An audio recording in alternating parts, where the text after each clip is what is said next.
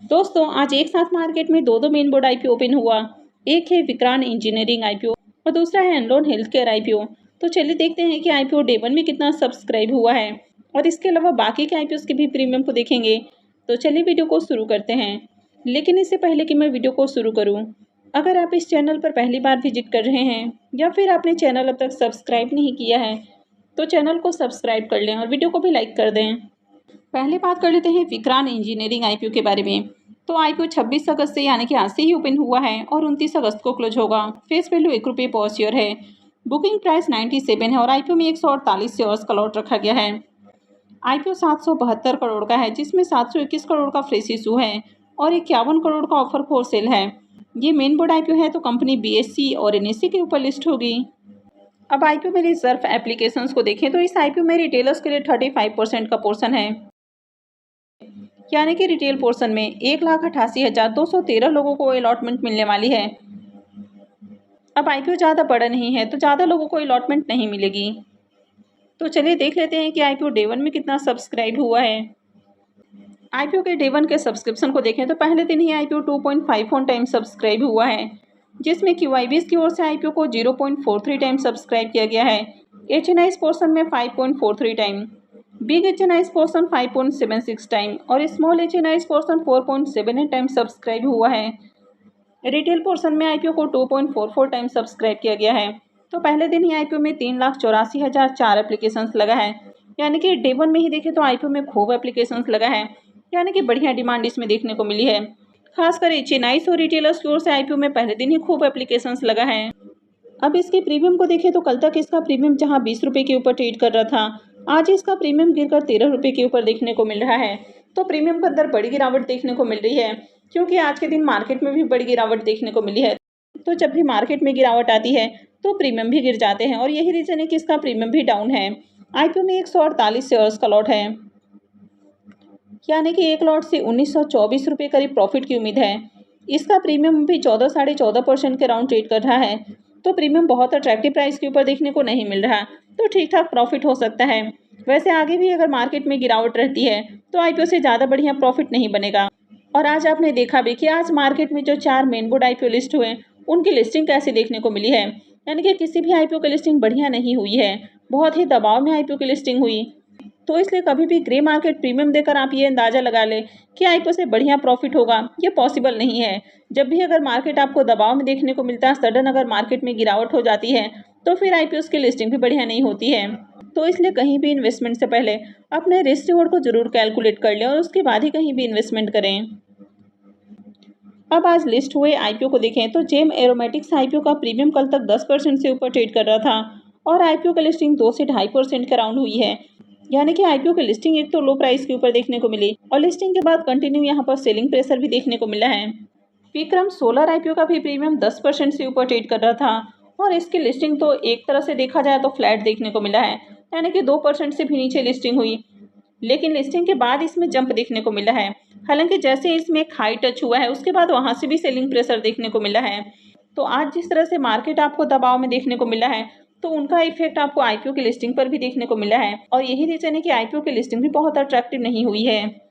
3G shipping IPO का भी premium 13% से ऊपर ट्रेड कर रहा था, जबकि आईपीओ की लिस्टिंग 7% के ऊपर हुई है, यानी कि दबाव में इसकी भी लिस्टिंग देखने को मिली और लिस्टिंग के बाद इनमें सेलिंग प्रेशर भी देखने को मिला है।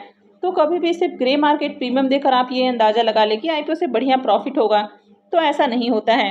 अगर आईपीओ के लिस्टिंग वाले दिन मार्केट में आपको दबाव देखने को मिल जाता है तो आईपीओ की लिस्टिंग भी नीचे के प्राइस के ऊपर हो जाती है।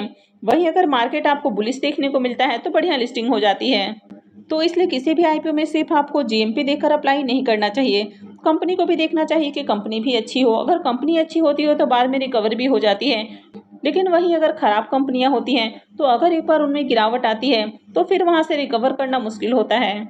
और पटेल रिटेल आईपीओ के बारे में बात करें तो इसका भी प्रीमियम 20% से ऊपर ट्रेड कर रहा था। हालांकि इसकी लिस्टिंग 17 साढ़े 17% से ऊपर हुई है, तो थोड़ी अट्रैक्टिव लिस्टिंग इसकी देखने को मिली है, लेकिन मार्केट में दबाव था तो सारे ही आईपीओ में सेलिंग प्रेशर ही देखने को मिला है।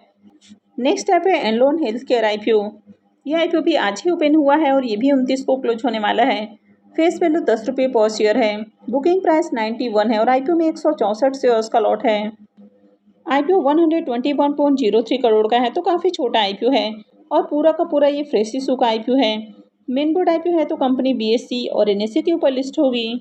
इस आईपीओ में अगर रिजर्व एप्लीकेशंस को देखें तो रिटेलर्स के लिए इस आईपीओ में मात्र 10% का ही पोर्शन है, यानी कि रिटेलर्स के लिए इस आईपीओ में पोर्शन बहुत कम है।